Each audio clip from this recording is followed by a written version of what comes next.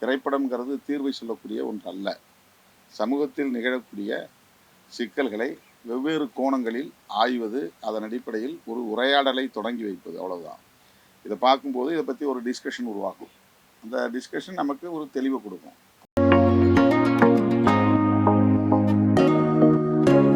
கதை, எழுத்து, இயக்கம், ஒளிப்பதிவு என்கிற அனைத்து பொறுப்புகளையும் ஏற்று உருவாக்கியிருக்கிற, படைத்திருக்கிற அறம் செய் திரைப்படத்தை பார்த்தோம். ஸ்வேதா அவர்கள் அந்த திரைப்படத்தின் இணை தயாரிப்பாளர். இயக்குனர் பாலு எஸ் வைத்தியநாதன் அவர்கள் இந்த படத்தில் கதை நாயகனாகவும் பொறுப்பேற்று நடித்திருக்கிறார். ஆட்சி மாற்றம் அல்ல, அரசியல் மாற்றம் என்பதே நமது இலக்கு என்கிற கருப்பொருளை மையமாக கொண்டு இந்த திரைப்படத்தை அவர் உருவாக்கியிருக்கிறார். கல்லூரிகளை தனியார்மயமாக்குவது, அதனால் விளிம்புநிலை சமூகத்தை சார்ந்த மாணவர்கள் எவ்வாறு பாதிக்கப்படுகிறார்கள் என்பதை ஒரு கதை ஓட்டமாகவும், அடிப்படை மாற்றம் இல்லாமல் அரசியலில் எந்த புதிய மாற்றத்தையும் உருவாக்க முடியாது என்கிற அடிப்படையில் அறம் செய் அரசியல் அமைப்பு என்கிற இயக்கத்தை உருவாக்கி போராடுகிற இளைஞர்கள் ஒருபுறம் என்கிற அடிப்படையில் இந்த கதையை அவர் உருவாக்கியிருக்கிறார். மருத்துவக் கல்லூரி மாணவர்கள் கல்லூரியை தனியார்மயமாக்கக்கூடாது என்று உண்ணாநிலை அறப்போராட்டத்தை முன்னெடுக்கிறார்கள்.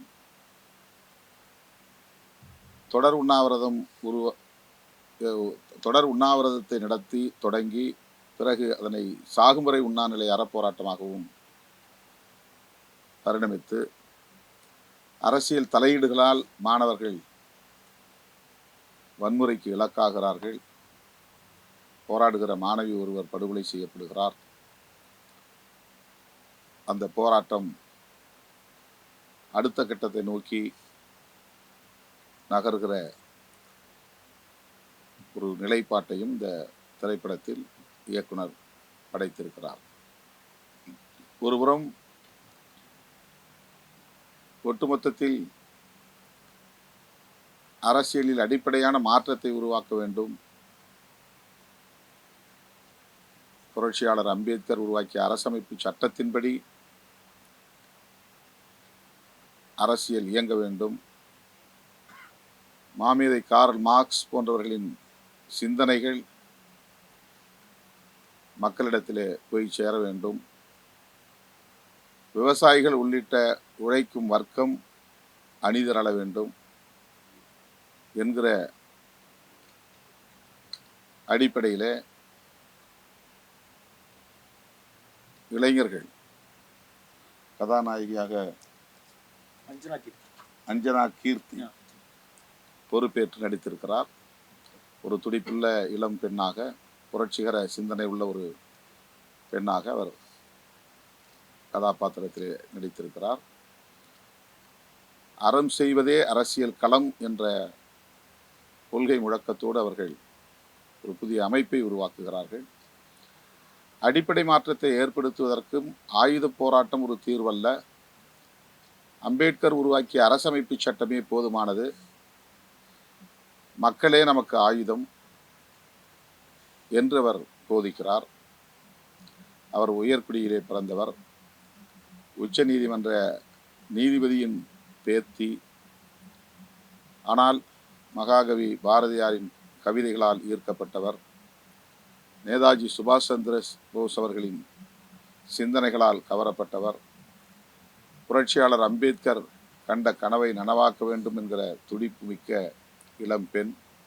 அவருடைய தலைமையிலே ஒரு படை, அரசியல் படை, கருத்தியல் படை அமைக்கப்பெற்று அவர்கள் தலைமைச் செயலகத்தை முற்றுகையிடும் போராட்டத்தை அறிவிக்கிறார்கள்.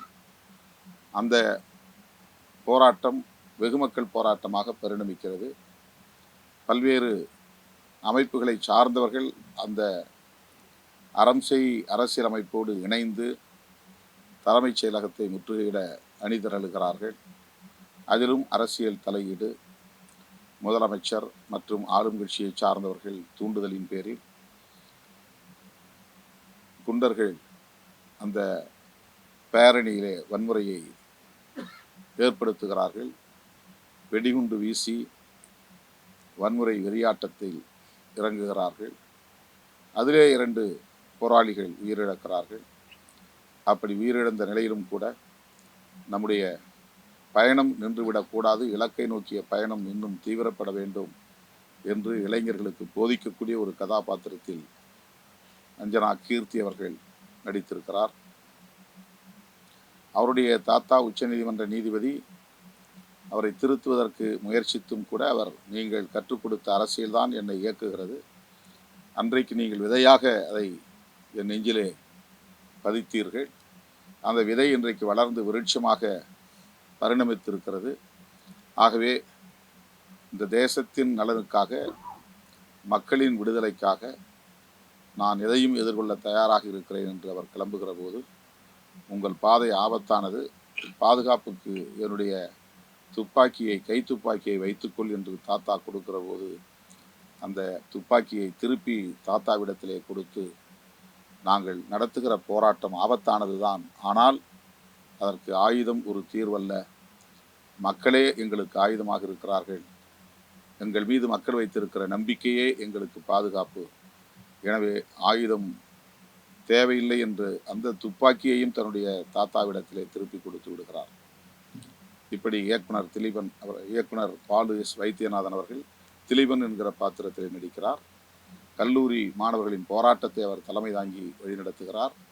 ஆனால் அந்த போராட்டத்திற்கு தீர்வு எட்டவில்லை, அது வெகுமக்கள் போராட்டமாக வடிவம் பெறவில்லை. எனவே அறம் செய் அரசியல் அமைப்போடு இணைந்து அரசியல் மாற்றத்திற்காக போராடுவதென்று முடிவெடுக்கிறார். அப்படிப்பட்ட ஒரு சூழலில் ஆயுதங்களோடு அந்த அமைப்பிலே தன்னை இணைத்துக் கொள்ள வேண்டும் என்று ஆயுதம் ஏந்தி வருகிற போது,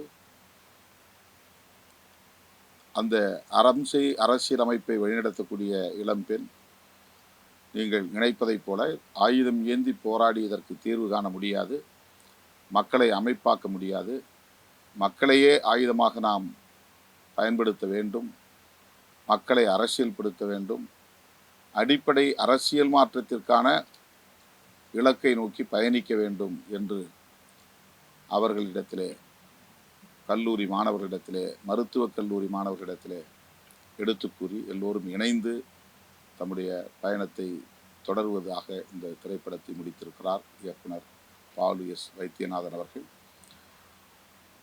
அரசியல் தலையீடுகளால் எப்படி மாணவ சமூகம் பாழாகிறது, இளைஞர்கள் எப்படி பாதிக்கப்படுகிறார்கள், கல்லூரிகளில் மாணவர்களிடையே கஞ்சா போதை பழக்கங்கள் எப்படி பரவி இருக்கிறது, மது பழக்கத்தால் எப்படி இளம் தலைமுறையினர் சீரழிகிறார்கள் என்பதை போன்ற காட்சிகளையும் ஆங்காங்கே அவர் இணைத்திருக்கிறார். அவருடைய நோக்கம் மிகவும் போற்றுதலுக்குரியது. ஆட்சி மாற்றத்திற்கான போராட்டமாக இல்லாமல் அடிப்படை மாற்றத்திற்கான போராட்டமாக நம்முடைய மக்கள் போராட்டம் பரிணமிக்க வேண்டும் என்பதுதான் இந்த திரைப்படத்தின் ஒற்றை வரி கருத்தாகும். ஒரு புரட்சிகரமான சிந்தனையை மையமாக கொண்டு, ஆயுதம் தீர்வல்ல, அறிவே ஆயுதமாக ஏந்தப்பட வேண்டும், அதற்கு நமக்கு தலைவர்கள் முன்மாதிரியாக வழிகாட்டியிருக்கிறார்கள். மார்க்ஸ், அம்பேத்கர், பெரியார் போன்ற அந்த தலைவர்களை நாம் உள்வாங்கிக் கொண்டு இந்த களத்தில் இயங்க வேண்டும் என்று இளம் தலைமுறையினருக்கு புரட்சிகரமான மாற்றம் நிகழ வேண்டும் என்று துடிக்கிற அனைவருக்கும் போதிக்கிற ஒரு படமாக, வழிகாட்டுகிற ஒரு படமாக பாலு எஸ் வைத்தியநாதன் அவர்களின் இந்த திரைப்படம் அறம் செய் என்பது அமைந்திருக்கிறது. இயக்குனருக்கு என்னுடைய வாழ்த்துக்கள், பாராட்டுகள். சார், படம் ஃபுல்லா அரசியல் பேசுது, ஆனா அறம் செய் நாங்கள் அரசியல் பேசுறது டைட்டில் வச்சிருக்காங்க, அது எப்படி பாக்குறீங்க? அதான் கட்சி அரசியல் பேசவில்லை என்று பொருள். அது பார்ட்டி பாலிடிக்ஸ் கிடையாது. நாங்கள் டிஎம்கேவை பற்றியோ ஏடிஎம்கே பற்றியோ அல்லது களத்தில் இருக்கிற எந்த குறிப்பிட்ட அரசியல் கட்சிகளை பற்றியோ பேசவில்லை. அறம் செய்யக்கூடிய அரசியலை பேசுகிறோம்.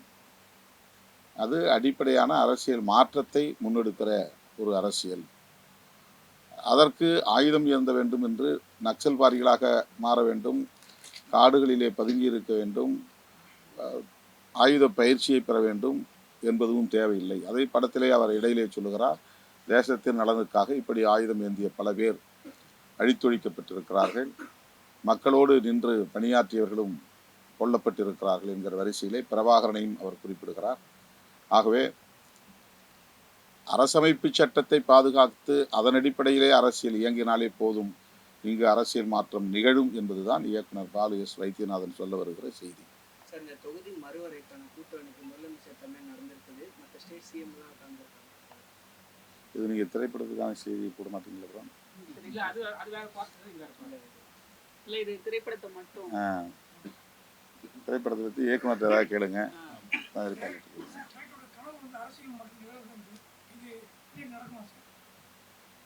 ஒரு இளம் தலைமுறைக்கு ஒரு செய்தியை சொல்றாரு.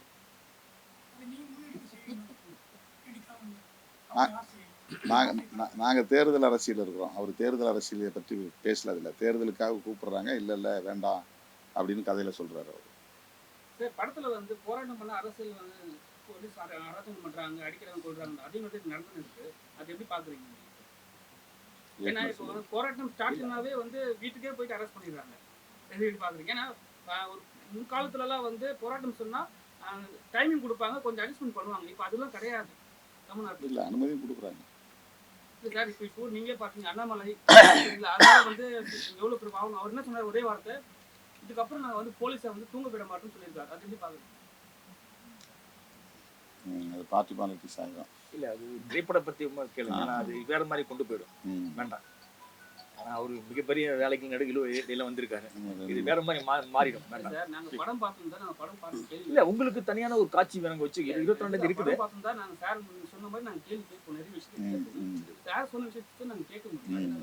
சரி, அதுக்கு தான் திரைப்படத்தை பற்றி சார் சொல்லட்டும், அதுக்கப்புறம் தனியாக நான் உங்கள்கிட்ட பேசுகிறேன். இப்போ வர நிறைய படங்கள் வந்து சமூகத்தில் இருக்கிற பிரச்சனைகளை சார்ந்து வருது. ஸோ இந்த படத்துலேயும் நிறைய விஷயங்களை சொல்லியிருக்காங்க. ஸோ இதுக்கான தீர்வு இந்த மாதிரி பிரச்சனைக்கெல்லாம் தீர்வு எந்த மாதிரி இருக்கணும்னு தெரியுங்களா? அதுக்கான தீர்வு எந்த மாதிரி? இல்லை, ஒரு திரைப்படத்திலேயே தீர்வு தேட முடியாதுல்ல. நம்ம இதெல்லாம் வந்து இதெல்லாம் நிறைய சிக்கல்கள், சமூகத்தில் அவ்வளவு சிக்கல்கள் இருக்கு. அந்த சிக்கல்களை விவாதிக்கிறோம், அவ்வளவுதான். இது வந்து ஒரு உரையாடலுக்கான ஒரு களம். திரைப்படம்ங்கிறது தீர்வை சொல்லக்கூடிய ஒன்று அல்ல. சமூகத்தில் நிகழக்கூடிய சிக்கல்களை வெவ்வேறு கோணங்களில் ஆய்வது, அதன் அடிப்படையில் ஒரு உரையாடலை தொடங்கி வைப்பது, அவ்வளவுதான். இதை பார்க்கும்போது இதை பற்றி ஒரு டிஸ்கஷன் உருவாக்கும். அந்த டிஸ்கஷன் நமக்கு ஒரு தெளிவை கொடுக்கும், அவ்வளவுதான். எல்லா திரைப்படங்களுமே அப்படி தான். ஒரு திரைப்படம் ஒரு பிரச்சனையை தான் பேச முடியும், ஒரு கோணத்தில் தான் பேச முடியும்.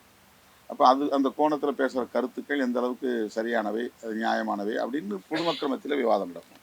இந்த விவாதங்கள் தான் நமக்கு ஒரு அரசியல் தெளிவை உருவாக்கும். சினிமா பற்றி சொன்னால் நான் சினிமா பற்றி கேட்குறேன். இப்போ வந்து வர படங்கள், சின்ன சின்ன படங்களை வந்து பெரிய படம் பண்ணுறவங்க வந்து தேட்டர் கொடுக்க மாட்டாங்க. ஸோ அதை வந்து பெரிய பெரிய ஆளுங்க வந்து பெரிய மடக்கியே வச்சிருக்காங்க. ஸோ நீங்கள் ஒரு அரசியல் தலைவராக அது வணிக போட்டி. அந்த வணிக போட்டிக்குள்ளே வந்து வலுவானவர்கள் ஜெயிக்கிறாங்க. அதுக்குள்ளே நாம் போய் என்ன அதில் பேச முடியும்? அது சினிமா வணிகத்துக்குள்ள நடக்கிற ஒரு போட்டியில் நடக்கிற அரசியல். நல்ல படங்களை ஈர்க்கெடுப்பு செய்கிறாங்க, அதுக்காக தான் கேட்குறேன். இல்லை, அதுதான் சின்ன சின்ன சில்லறை கடைகள்லாம் இன்றைக்கி அழிஞ்சு போதில். நிறைய வணிகத்துலேயும் பார்த்தீங்கன்னா காய்கறி வியாபாரத்தில் இன்றைக்கி பெரிய பெரிய மால் எல்லாம் வந்துட்டாங்க. பெரிய நிறுவனங்கள், கார்ப்பரேட் நிறுவனங்கள் வந்துருச்சு. அதனால் சில்லறை வியாபாரங்கள்லாம் அடிபட்டு போகுது. இப்போ அதுக்கு நாம் தீர்வு எப்படி சொல்கிறது? மொத்தத்தில் புதிய பொருளாதார கொள்கையே கூடாது, பன்னாட்டு நிறுவனங்களின் முதலீடுகள் கூடாது அப்படின்னு தான் நம்ம போராட முடியும். அதே மாதிரி தான் இது திரைப்படத்துலேயும் வந்து இன்றைக்கி நிறைய கார்ப்பரேட் உள்ளே பூந்துட்டாங்க. பல ஆயிரம் கோடிகளை வந்து இன்வெஸ்ட் பண்ணி எல்லாத்தையும் அவங்க மொத்தமாக கையகப்படுத்தி அந்த அடிப்படையில் வந்து அவங்க வணிகத்தை வந்து வெற்றிகரமாக நடத்தணும்னு முயற்சி பண்ணுறாங்க. இது வந்து ஒரு ஒரு சில திரைப்படங்களுக்கு ஏற்படக்கூடிய பிரச்சனைகளை மட்டுமே மையமாக வச்சு பேச முடியாது. மொத்தத்தில் அரசாங்கம் கையில் எடுத்திருக்கிற புதிய பொருளாதார கொள்கை, அந்நிய பன்னாட்டு நிறுவனங்களின் முதலீடு, இது எல்லாமே இதுக்கு பின்னணியில் காரணங்களாக இருக்குது.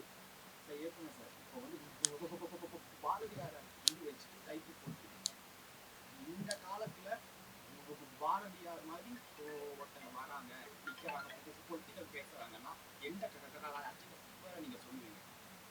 கடைசியா புரியல எந்த கட்சி தலைவர் எந்த கட்சி தலைவர் சொல்லுவீங்க? பாரதியார் மாதிரி இருக்கிறாருப்பா, உண்மையே பேசுறாருப்பா, உண்மையே பண்றாருப்பா, அவர் ஒரு ஸ்பிரிட்டோட இருக்கிறாருன்னா எந்த கட்சி தலைவர் சொல்லுவீங்க?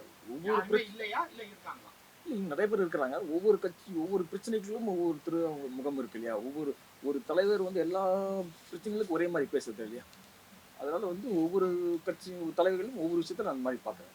எல்லா தலைவர்களும் ஒரு ஒட்டுமொத்த பார்வை மாதிரி பார்க்க முடியும். இல்லை இல்லைன்னு சொல்லி இருக்கிறாங்க. ஒவ்வொரு பிரச்சனைக்கும் சார்ந்து அதை பார்க்கணும். இல்லை ஏதாவது பிரச்சனையில் ஒரு அருவமாக பேச முடியாது இல்லையா. உருவமாக தானே பேச முடியும். ஏதோ ஒரு பிரச்சனைக்குன்னு கிடையாது இல்லையா. பிரச்சனை இல்லை, என்ன பிரச்சனைன்னு சொன்னீங்கன்னாக்கா அதுக்கு நேரடியாக பதில் சொல்லலாம். டேரக்டர் சார், இப்போ வந்து சாரை வந்து கூப்பிட்டு வச்சு படம் பார்க்க என்ன காரணம்? ஏன்னா நிறைய படம் இல்லை நான் சொல்றேன் சொல்லிடுறேன். என்ன படம் ரிலீஸ் ஆகும்போது இது நட்பு அடிப்படையில் தான், இதுல வேற ஒன்றும் உள்நோக்கம் ஏன்னா கிடையாது. நிறைய பேர் வந்து சொல்லி காமிச்சா மட்டும்தான் நாங்க படத்தை ரிலீஸ் பண்ண அப்படின்னு சொல்றாங்க சில பேர். அதை பத்தி ஏதாவது? இல்லை அப்படிலாம் கிடையாது. நான் என்ன சொல்றேன்னாக்கா, இந்த படத்துல நிறைய அரசியல் விஷயங்கள் பேசியிருக்கிறோம். அது இதுல டைலாக் கூட இருக்குது. இங்க இருக்கிற எந்த அரசியல் கட்சிகளையும் எந்த அரசியல் தலைவர்களையும் நாங்கள் எதிர்க்கல. எங்களோட நோக்கம் வந்து அரசியல் மாற்றம் அப்படின்னு தான் வச்சிருக்கோம். இன்னைக்கு வந்து தமிழ்நாட்டில் ஒரு முக்கியமான தலைவராக இருக்காரு. இவர் நிறைய விஷயங்கள் பேசியிருக்காரு. சனாதனம் அந்த மாதிரி விஷயங்கள் பேசிட்டு இருக்கும்போது என்னோட பார்வையில் இவர் பார்த்து விமர்சனம் நல்லா இருக்குமே தோடிச்சு. ஸோ அதுக்காக தலைவர் மற்றபடி தெரியல. இல்லை அப்படி இல்லையே. அதாவது சாரை கூப்பிடுறது எவ்வளவு கஷ்டம், எவ்வளவு திருப்பி வரணுங்க. நான் போயிட்டு ஒரு முதலமைச்சரையோ துணை முதலமைச்சரையோ கூப்பிட முடியாது இல்லையா. எனக்கான வாய்ப்பு இதுவே எனக்கு பெரிய வாய்ப்பு இந்த படத்துக்கு. ஸோ அதுதான் என்னோட வேலை நோக்கம். இதுக்கு மேலே போக முடியாது. சரிதானே. ஆட்சி மாற்றம் அரசியல் மாற்றம் நீங்க மூவில சொல்லியிருக்கீங்க. உங்களுடைய 2026ல ஆட்சி மாற்றம் அரசியல் மாற்றம் நம்ம உள்ள இருக்குமா? இல்லை எனக்கு ஒரு நீண்ட கால ஒரு தொலைநோக்காக தான் சொல்றாரு, தொலைதூர நோக்காக தான் அதை இல்லை சொல்றாரு. அது படத்துலேயே அப்படிதான் சொல்லியிருக்கணும். நீங்க நான் சொல்லி நீங்க கேட்டு சொல்லிடுறேன். இப்போ தேவை ஆட்சி மாற்றம் இல்லை அரசியல் மாற்றம். அது உடனடியாக வாய்ப்பு இல்லை. அது ஒரு நீண்ட போராட்டத்தின் மூலியமா தான் முடியும். படத்துலேயே அப்படிதான் நாங்கள் சொல்லியிருக்கோம்.